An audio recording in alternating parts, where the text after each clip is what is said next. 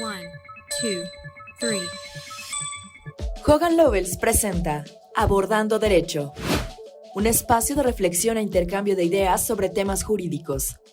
De la mano de nuestros invitados especialistas en diversas ramas del derecho, abordamos tópicos de relevancia para la comunidad en general de forma directa y puntual. Bienvenidos y preparados. En este podcast vamos abordando derecho. ¿Cómo se aplica la inteligencia artificial en la medicina?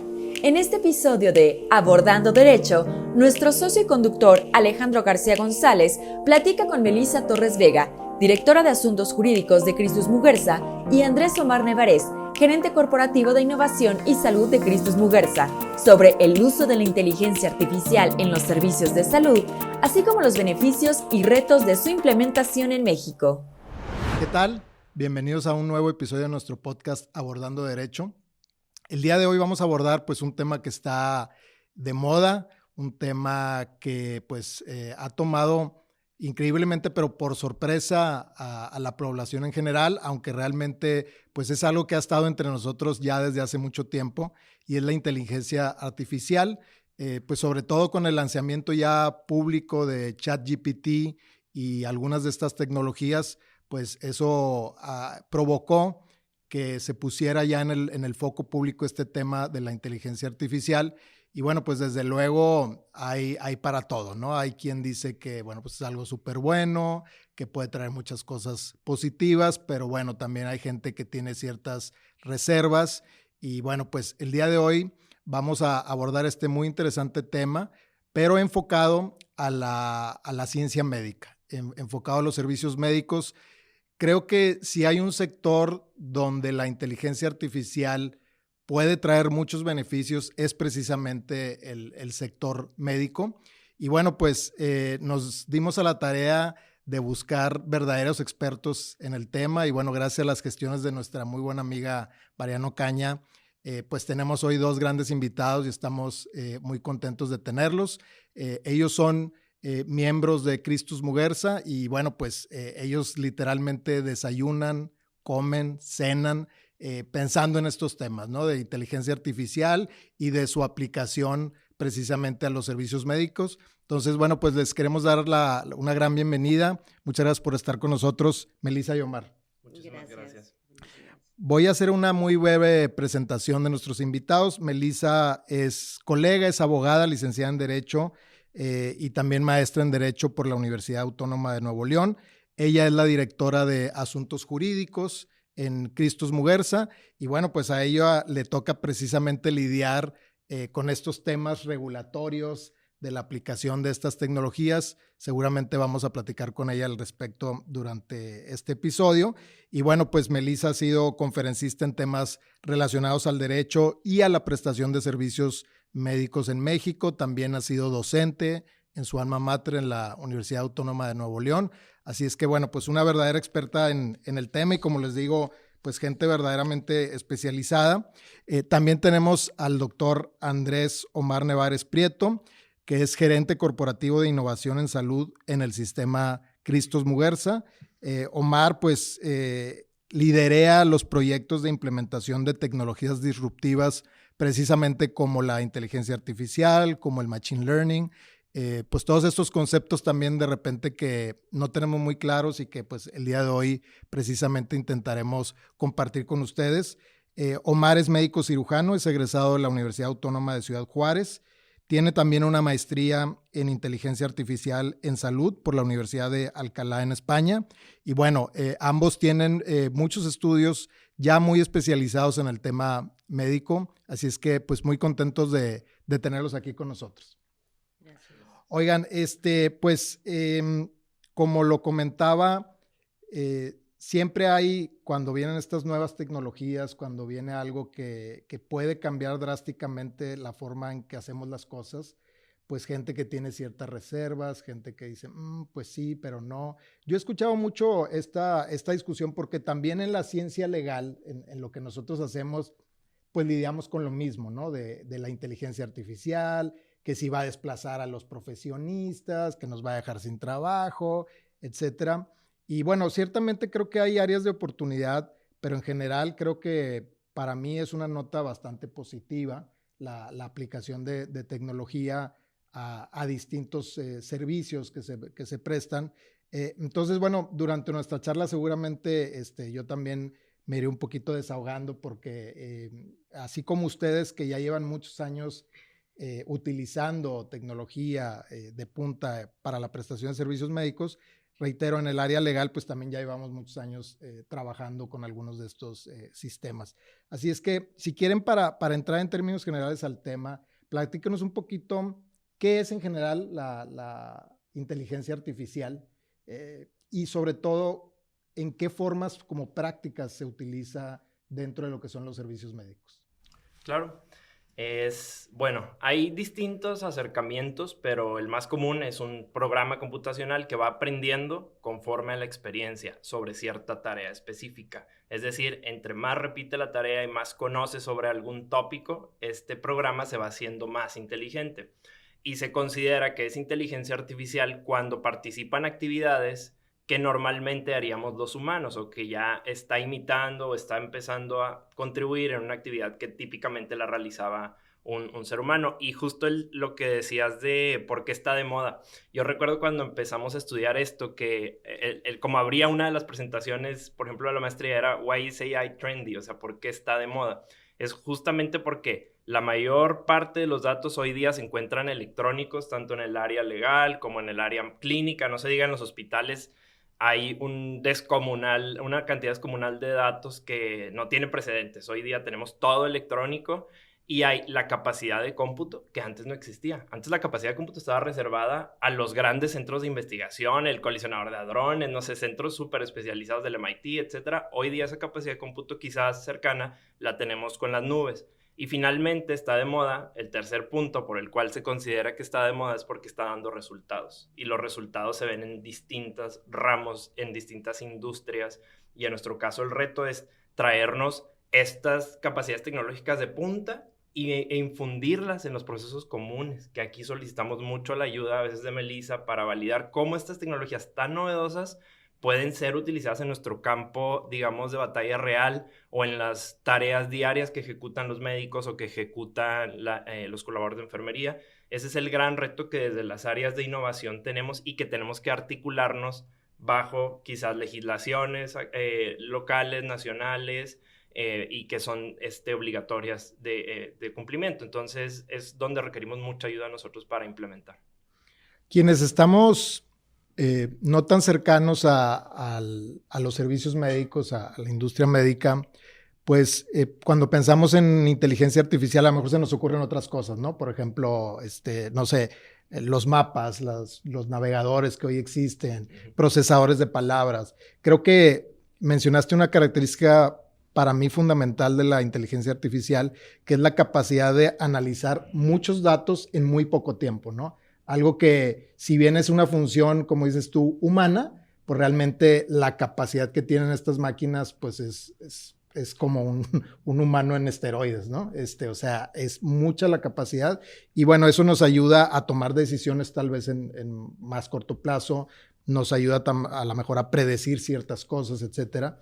Pero ahorita que comentaban que ustedes están pues constantemente viendo cómo acercar esta tecnología a sus pacientes, al final del día, pues para beneficio de la comunidad, de los lugares donde ustedes operan, que son muchos en distintos países, digamos, de manera concreta, 2, 3 ejemplos que nos pudieran compartir de tecnología de máquinas que tienen ustedes al servicio de la comunidad y que a lo mejor pueden resultar así como sorprendentes. Claro. Sí, tenemos los casos de uso segmentados por especialidad clínica. Nosotros abordamos como si fueran líneas de trabajo. Las líneas de trabajo son basadas, por ejemplo, la que más se beneficia y que si tú te vas a los dispositivos regulados en Estados Unidos, el 80% que está autorizado por FDA de estos dispositivos médicos, que es software para uso en hospitales, es de radiología, que esa es la primera rama que se ha beneficiado muchísimo del uso de inteligencia artificial radiología. ¿Por qué? Porque toda la vida el radiólogo ha estado acostumbrado a escribir en electrónico y a ver una imagen y ponerle nombre y apellido al diagnóstico en la imagen. Entonces, esto para un algoritmo, pues es oro molido, porque el nuevo oxígeno, como le llaman ahora, ¿no? Es oro molido los datos.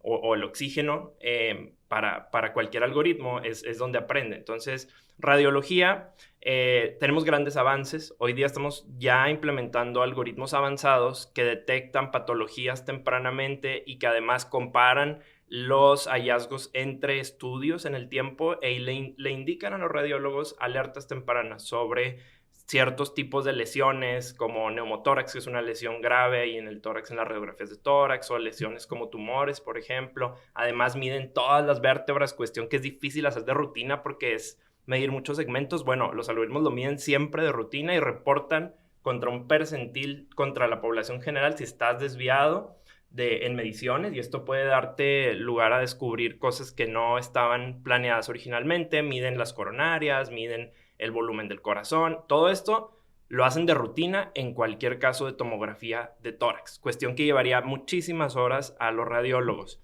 Pero es importante decir que esa es solo una rama en donde el radiólogo ve las alertas y él finalmente hace su dictamen. O sea, lo importante, lo válido es lo que el radiólogo concluya en un documento, lo que él emita como su postura. Y además hay otras líneas de trabajo, por ejemplo en cirugía, que los quirófanos también producen históricamente una cantidad muy grande de datos. Estamos procesando los videos de cirugías laparoscópicas. La cirugía laparoscópica se trata de utilizar unas cámaras para poderte operar a través de ciertos puertos y que sea menor la complicación o el impacto que tiene la cirugía. El video que se produce hoy día se analiza con algoritmos, se segmenta. Entonces un algoritmo determina qué pasos está haciendo el cirujano, porque todas las cirugías tienen una técnica, es como una receta que tienen que seguir en cualquier procedimiento quirúrgico.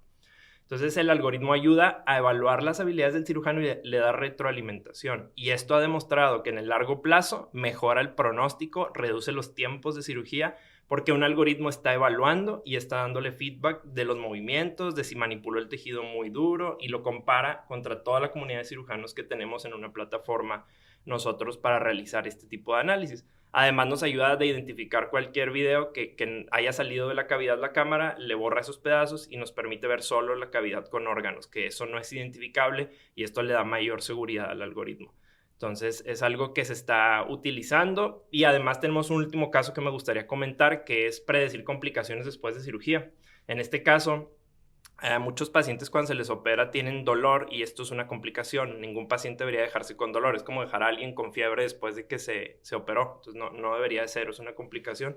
Y tenemos algunos algoritmos que han aprendido nuestro patrón histórico como organización, en qué casos, en qué, digamos, características, qué serie de procedimientos quirúrgicos, todo esto genera casos de dolor fuerte o severo, y nos predicen antes de que ocurra. Entonces nos intentan asesorar de aquí hay una alerta basado o tomando en cuenta las características específicas de la persona, lo que lo hace preciso. Le llaman medicina como de precisión, porque ya estás basándote en características específicas.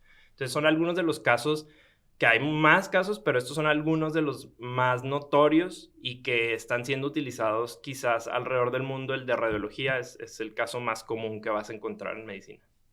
Wow, pues de verdad impresionante, y bueno, seguramente nos pudieras contar aquí un día entero sobre estas aplicaciones. Muchas gracias, Omar. La verdad es que estoy así como medio estupefacto.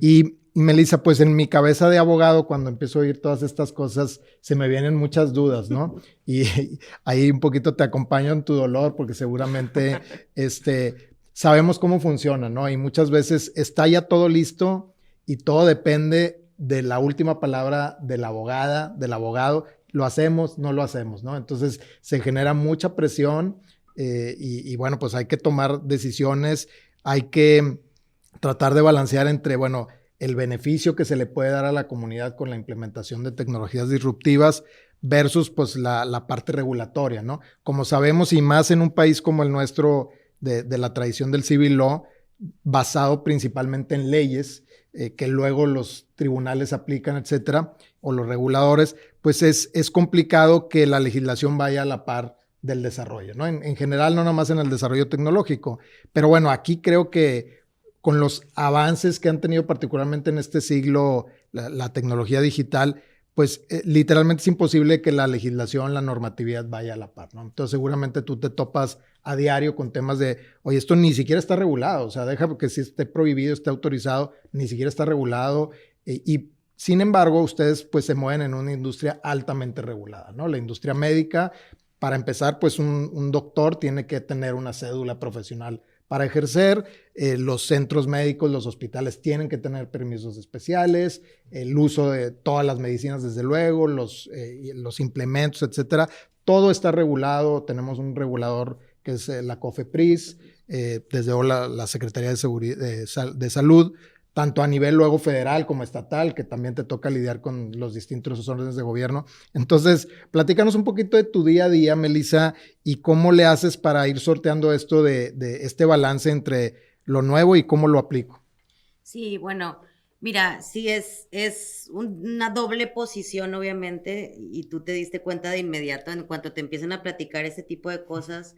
Tu lado, o bueno, mi lado, por ejemplo, que trabaja en Christus Muguerza, que quiere un tema de la mejor salud en México, es qué padre que vamos a traer esto, qué padre que lo vamos a empezar a utilizar, qué padre que va a permear en la población.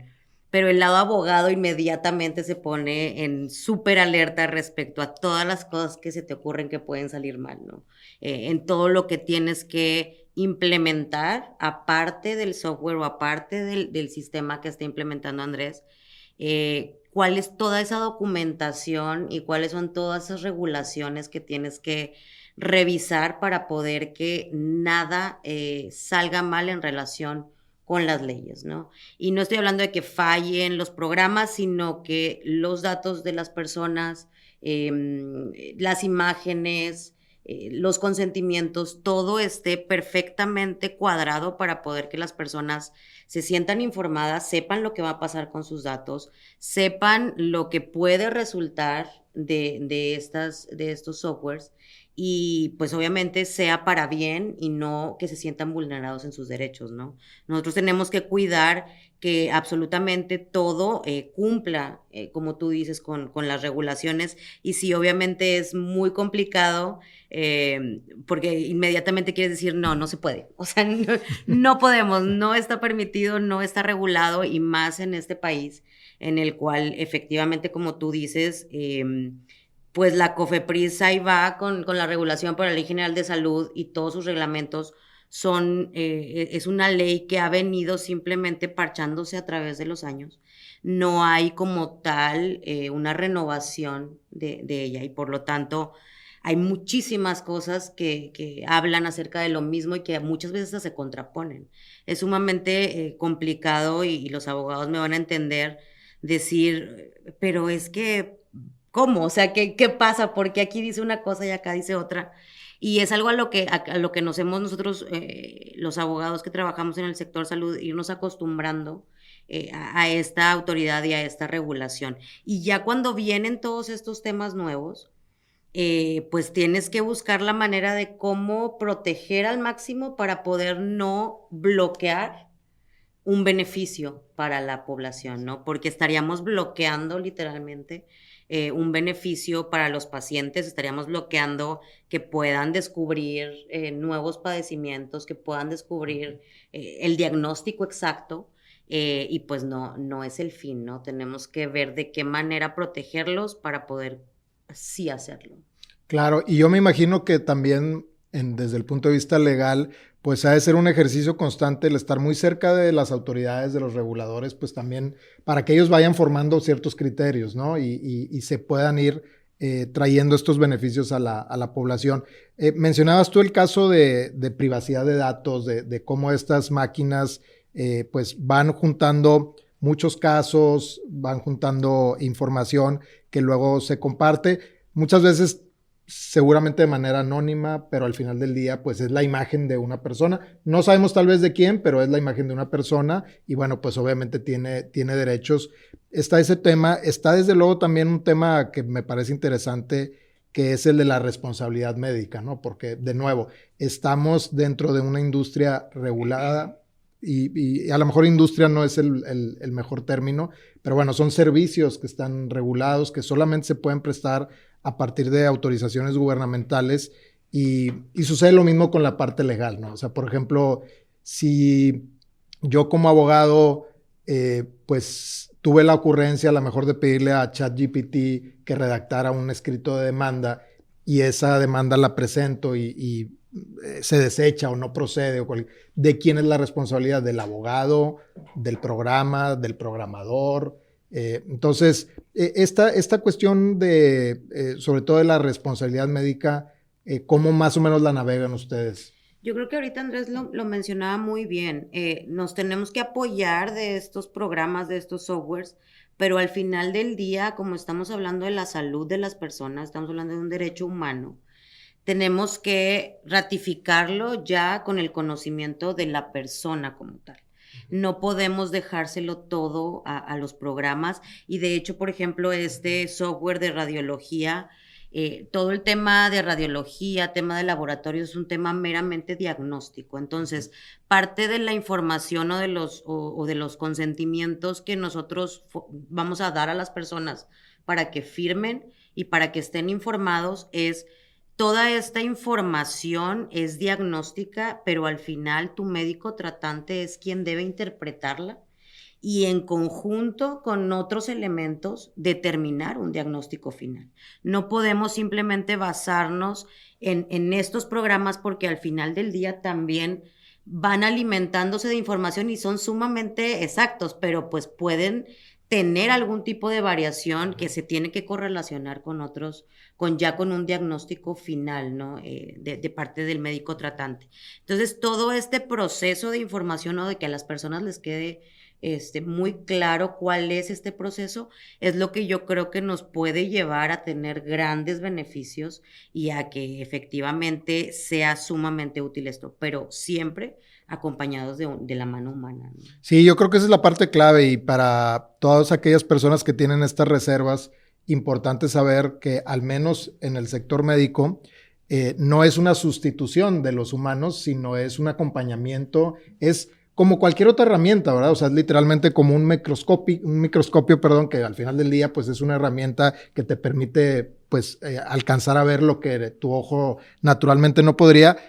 Pues es lo mismo, ¿no? Al final del día son tecnologías, son herramientas que le ayudan al médico a dar un diagnóstico, a ser mejor para una cirugía, etcétera, pero que no lo están sustituyendo, ¿no? Ahora, una de las críticas importantes hacia la inteligencia artificial, que como ya bien lo mencionabas, Omar, es que una máquina realice estas funciones que tradicionalmente cumplía el humano, ¿no? O cumple el humano, estas conexiones neuronales y este aprendizaje que es propio de un humano. Pero uno de las críticas es precisamente los sesgos de programación, ¿no?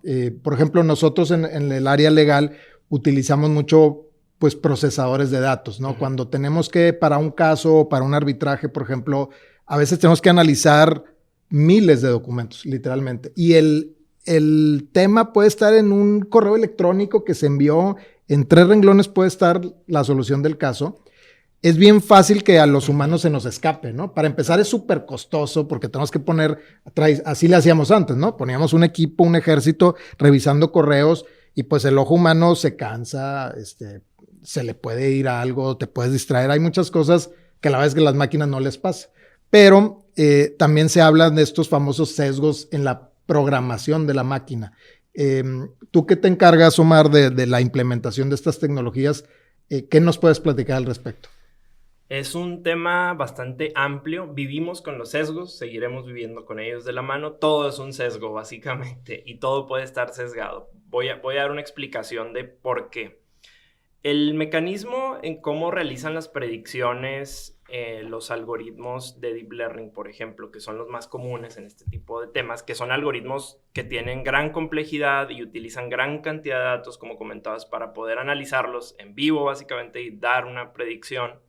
Estos algoritmos pueden estar sesgados de múltiples formas, ¿sí? Pueden ser, es un mecanismo bastante complejo que le denominan black box, es importante decirlo, porque del todo no puedes ir a ver exactamente qué concluyó, puedes tener una idea de la precisión y de cómo está dando un rendimiento, pero en ocasiones es difícil ir hasta el punto exacto donde concluyó algo un algoritmo, donde emitió una predicción, y pueden estar sesgados en múltiples formas, desde cómo se entrenan a la hora de entrenarlos, que hay, para evitar ese sesgo, hay un término que se utiliza por la OMS que se llama Human Warranty o garantía humana, ¿sí? Que significa poner siempre a un humano experto en tema, o sea, en el tema que se va a hacer las predicciones, o un grupo de personas que esté supervisando el desarrollo. Es decir, porque podría ser puros ingenieros que no conocen de medicina hacerlo, también podrían, porque son conclusiones matemáticas y podrían darnos un super algoritmo, pero esta necesidad de la garantía humana que emite la OMS te pide que haya especialistas del tema. Entonces, todos los algoritmos deben de tener ese componente clínico, técnico,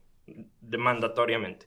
Desde ahí le vamos reduciendo un poquito ahí al sesgo. Pero puede estar sesgado también porque a la hora que estos algoritmos se entrenan o en su proceso de aprendizaje, se les den muestras que no son de la población donde se va a utilizar. Pasaba mucho con algoritmos que detectaban lesiones de la piel. Entonces les dieron colores de piel que no había en la zona donde lo iban a utilizar y no pudieron reconocer al final cuando ya estaban validados y construidos, pero solo para ciertos colores de piel, o sea, ciertos tonos, ¿no?, de piel. Entonces pasa mucho que si no tienes una muestra adecuada del contexto o el entorno donde vas a desplegar, va a estar muy sesgado.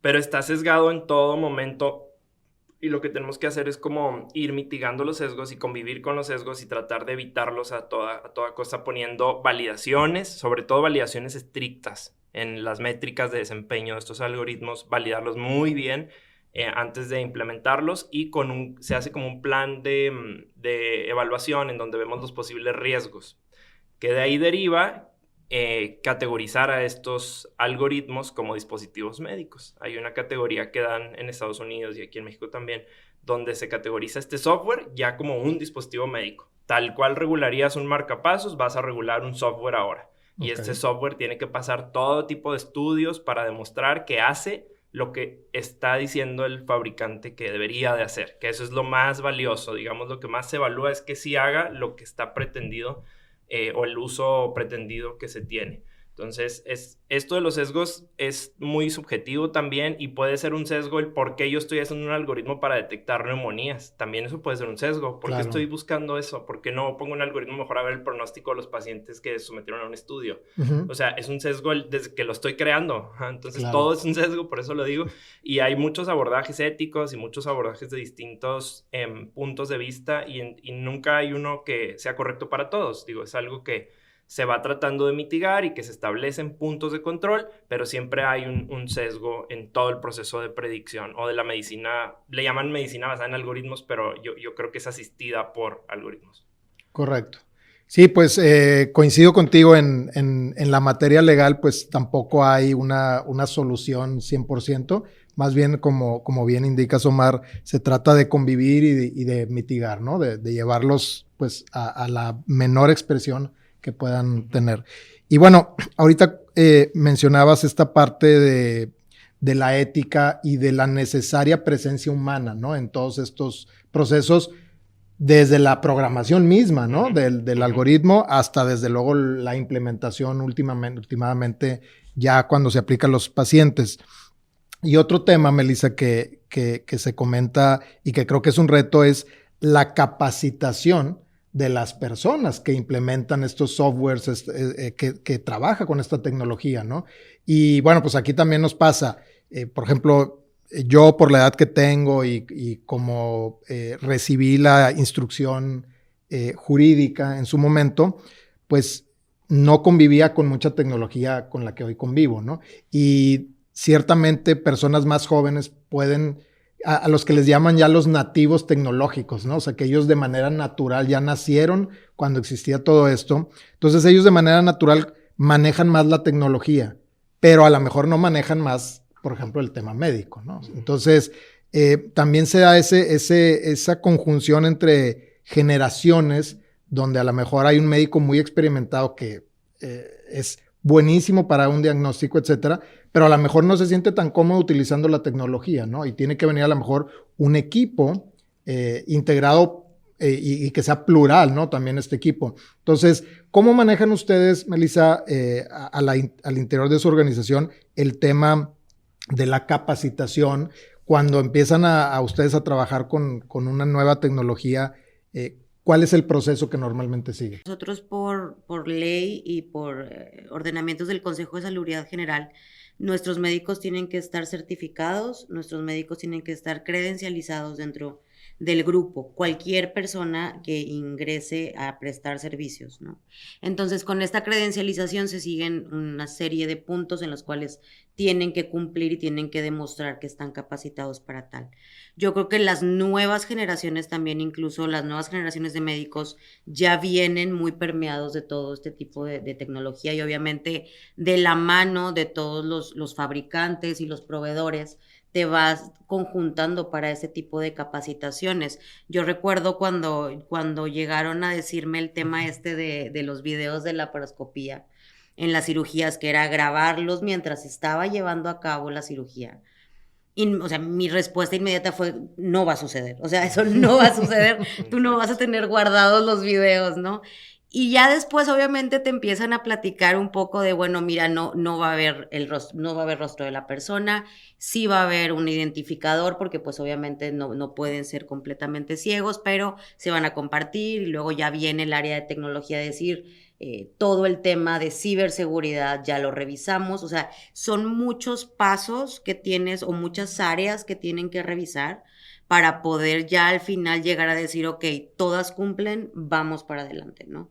Y esto incluye obviamente a los equipos que van a estar participando con esta tecnología y pues obviamente todo para poder salvaguardar al paciente, ¿no? Sus datos, su integridad física también y su imagen, que en este tipo de casos pues obviamente pudiera estar en riesgo, ¿no? Pero tienes que tener candados sumamente vigilados para poder que todo esto no salga, ¿no? Porque pues obviamente sería catastrófico de ir a hacer un bien, porque este tipo de cirugías se van comparando las cirugías y entonces se va poniendo una calificación y vas viendo, pues obviamente tu cirugía fue de 10, corrígeme si estoy mal, y vas comparando en diferentes partes del mundo, entonces eso es genial, ¿no? Vas capacitando a otros médicos que pueden ir viendo de qué manera se está haciendo en otra parte del mundo.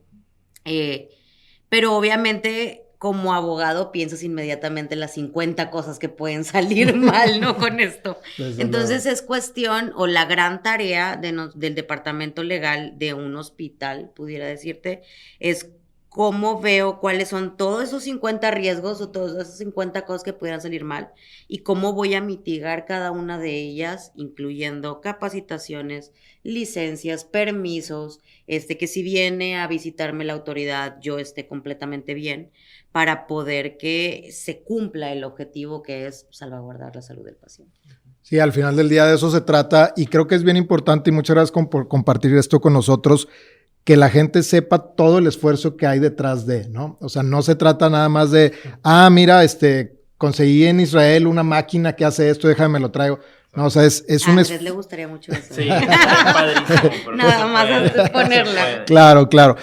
Todo este esfuerzo, ¿no? O sea, igual como sabemos lo que hay detrás, por ejemplo, de una patente de una medicina, ¿no? O sea, todos los años de desarrollo, permisos, equipo, recursos humanos, económicos. Entonces, todo lo que hay detrás de estos beneficios concretos que llegan a la población. Entonces, digo, de verdad, a título personal, gracias, qué bueno que lo hacen. Al final del día es para beneficio de la población. Desde luego a cualquiera de repente nos puede tocar necesitar de estos servicios. Entonces, qué padre que hay organizaciones como la de ustedes que están siempre pensando en eso. Yo, por ejemplo, ya el solo hecho de que, por ejemplo, Omar, que eres médico, estés al frente de un tema de tecnología y de implementación, pues ya de suyo es grandioso, ¿no? O sea, como esto, no está un ingeniero a cargo, está un doctor, ¿no? Porque luego vienen muchas cuestiones también de la ética profesional del abogado. No les quiero quitar mucho más tiempo porque sé que tienen una agenda muy, muy concreta, pero recordé ahorita un pasaje de un libro que leí por ahí, donde venía hablando de la inteligencia artificial y de la conectividad entre las propias máquinas, ¿no?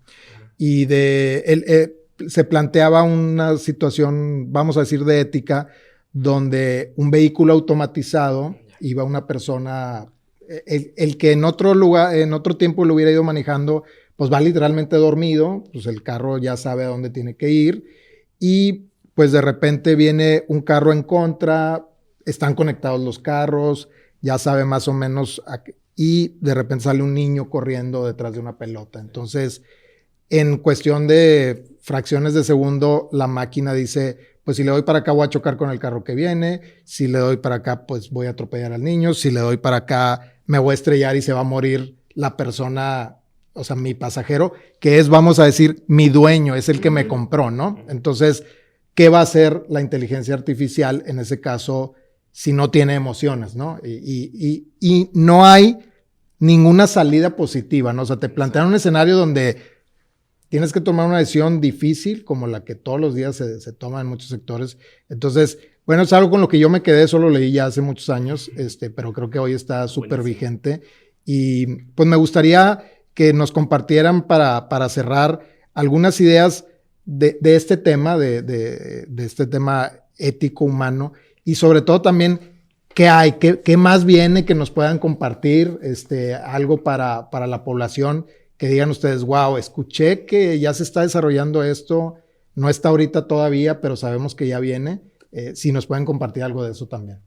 Bueno, desde la perspectiva ética, sí, obviamente siempre y más en el sector salud hay dilemas todos los días. Afortunadamente existen en cada uno de los hospitales y a nivel grupo en México, también en los hospitales, los comités de bioética, en los cuales son comités multidisciplinarios, donde participan las áreas legales, las áreas médicas, las áreas administrativas incluso, en el cual se exponen casos que pudieran llegar a tratarse de un tema ético-legal, por ejemplo, o bioético, y en consenso se toman las decisiones de cómo actuar, ¿no? Yo creo que para el tema de inteligencia artificial va a ser sumamente necesario, van a necesitar estar mucho más robustos estos comités, e incluso las dos iniciativas de reforma por ahí que hay ahorita en el país respecto a la inteligencia artificial. Si no me equivoco, una de ellas trae consigo la creación de comités reguladores que puedan en consenso desde las diferentes materias ir regulando esto, ¿no? Y obviamente que la autoridad también regule. Están ahorita apenas como iniciativas. Yo sí creo que tendríamos que en México empujar para que pasaran y para que ya la COFEPRIS empezara a regular este tema, los softwares, poder traer tecnología de punta, porque muchas veces es la misma regulación la que no te permite traer esa tecnología. O sea, estamos en capacidad de traerla y muchas veces te topas con la autoridad o con los permisos de donde, pues no, todavía no puedes, ¿no? Y eso obviamente nos va retrasando, y un retraso, Andrés, tú dinos, en tecnología de un año, pues olvida, por un permiso es... O sea, en otros países ya lo tienen como si nada, ¿no? Claro. Entonces, yo creo que sí hay que empujar tanto los colegios de abogados, tanto los hospitales privados y públicos aquí en México. Sí tendríamos que unirnos para empujar el que la regulación avance muchísimo más rápido, que pueda permitir que todo esto venga, que esté sí muy regulado, tiene que estarlo, porque estamos hablando de vidas, entonces, pero que sea lo más rápido posible y que no nos vayamos atrasando como normalmente nos atrasamos, ¿no? Y para el tema de nuevas tecnologías, yo creo que Andrés. Claro que sí, como dice Melissa, pues es un esfuerzo en conjunto que se está haciendo multidisciplinario, todas las aristas se tienen que contemplar y vienen, básicamente me gustaría comentar dos cosas para cerrar, que ya tenemos que quitarnos la idea de que esto es una opción. O sea, no es una opción. Ya lo tenemos que hacer obligatoriamente el uso de inteligencia artificial, porque vamos a quedarnos atrás. ¿Y qué pasa si no lo hacemos? Le quitamos beneficios a los pacientes. ¿Sí? Le quitamos beneficios tanto en diagnóstico como en tratamiento, y entonces lesionamos a los pacientes. También no implementar tecnologías que ya demostraron que tienen mayor precisión, que tienen gran sensibilidad, especificidad, y no implementarlas es hacer un daño a los pacientes. Entonces tenemos que más bien buscar el camino de cómo regularlo, de cómo hacer lo que pase, y lo que decía Melissa, quizás salen cosas muy novedosas en otros países que quisiéramos tener aquí, y que a eso se reconoce como la brecha digital. La brecha digital es que no toda la población tiene los mismos beneficios. Entonces no seamos contribuidores de incrementar la brecha digital. Lo que queremos es cerrarlo y que esos mismos algoritmos muy top y muy precisos que tiene Alemania, bueno, hoy día los tenemos acá. Entonces eso reduce en gran medida la brecha de atención a la salud que se tiene a nivel mundial, que no es meramente económica, es una brecha de raza, es una brecha de muchos aspectos socioeconómicos que intentamos disminuir aquí. ¿Y qué viene? Pues vienen muchas cosas, siempre hay gráficas que expresan las tendencias que van ocurriendo. Viene lo de IA generativa. La IA generativa, bueno, es otro nuevo monstruo que tenemos que controlar. IA generativa es por ejemplo, ChatGPT, que estábamos hablando, que ahorita no tiene un uso regulatorio, no tiene un uso autorizado para uso en salud aún, pero no es tanto ChatGPT porque esa es una sola marca. Vienen los modelos fundacionales, ¿no? de inteligencia artificial generativa, que son de todas las marcas, va a haber uno de cada marca y hay unos específicos de medicina que generan notas médicas, que generan distintas cosas que aún no podemos utilizar todavía quizás, pero se están preparando. Por ejemplo, estos modelos ven imágenes y te generan una nota, ¿no? De lo que más o menos tiene esa imagen y le puedes hacer preguntas y te responde. Vienen, ya si nos vamos un poquito a materia fuera de software, viene tratar de replicar los órganos en chips, ¿no? O sea, entonces tienes las funciones que hace un riñón, bueno, ahora las metes en un chip y puedes hacer simulaciones en el chip. Entonces vienen los gemelos digitales, ¿no? Los digital twins, viene muy fuerte eso también. Aceleración de estudios, de vacunas y de medicamentos utilizando modelos predictivos que intentan simular las condiciones de pacientes o de personas que serían sometidas a un estudio, pero ya no es la persona, es su gemelo digital. Entonces vienen todos estos temas. Todos van a ir impactando en cierta medida, van a ir siendo benéficos en otra y tendremos que ir a la par de lo que va demostrando evidencia. Eso es bien importante. No podemos poner ocurrencias en la atención de los pacientes, tienen que ser en toda medida y en todo caso dispositivos o software basado en evidencia, que ya demuestre y que esté probado y que sea seguro, que es lo que decía Melissa. No podemos generar un daño, sino perdería el sentido hacer esto. Desde luego. Sí, pues en particular hablando de su organización que opera en distintas jurisdicciones, en distintos lados, creo que es un beneficio todavía mayor el que ustedes traen, en este caso, por ejemplo, a nuestro país, a México, porque bueno, pues lo que están haciendo en otros lados y lo están haciendo bien, se lo tratan de traer acá, se tratan ustedes siguen las mejores prácticas internacionales, etcétera, tienen un estándar, inclusive en muchas ocasiones muy por encima de lo que la propia normatividad les pide, ¿no? Ustedes mismos se imponen ciertas exigencias, ciertos requisitos. Entonces, pues me parece fantástico. Qué padre que pudieron estar aquí el día de hoy con nosotros. Gracias. De verdad, se los agradecemos mucho. También a Mariana Caña le volvemos a agradecer haber hecho las gestiones para reunirnos. Y bueno, pues espero que no sea la única ocasión en que nos visiten, porque pues esto se está moviendo muy rápido. Seguramente vamos a necesitar alguna actualización posterior. No sé si con algo se quieran despedir para nuestra audiencia. No, bueno, pues yo creo que nada más que este tema, como decía Andrés, ya está aquí. Solo tenemos que asegurarnos de regularlo, de cumplir al 100%, de que esté vigilado por humanos y que esté correlacionado con otro tipo de diagnósticos para poder que sea completamente beneficioso para la salud y pues que los abogados estemos muy al pendiente para abonar en la seguridad de los datos de las personas y de las personas en sí. Muchas gracias, Melissa. Doctor.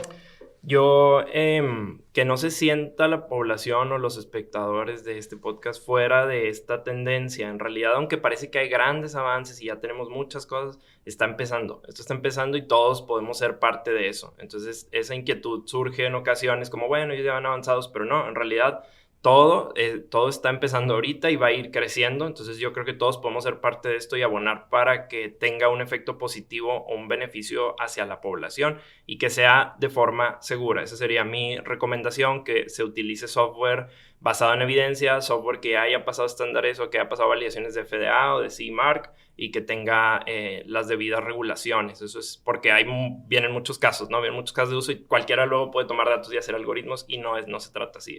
En realidad tenemos que hacerlo basado en evidencia, sería mi recomendación final y pues agradecerles por la invitación que nos hacen y agradecer a Melissa que siempre tiene una respuesta positiva hacia las áreas de innovación y estamos muy contentos nosotros desde el área de innovación en salud de trabajar con un equipo legal como Melissa y toda su gente que la verdad son espectaculares en atendernos a nosotros. En mi oficina sola digo que no, pero luego ya cambio de opinión. No, esto no hay manera. No hay manera. Por supuesto, lo vemos, claro que sí. Lo revisamos, sí, exacto. Muy bien, pues a toda nuestra audiencia agradecerles el que nos hayan acompañado en este episodio.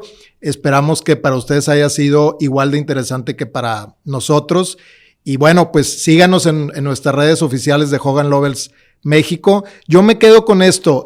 No hay que tenerle miedo a la tecnología, al contrario, puede generar muchos beneficios para la población y para todos aquellos que ahorita están todavía en etapa universitaria, que todavía están aprendiendo. Bueno, pues hay muchas cosas que se pueden hacer relacionadas con la tecnología, tanto médicos como abogados.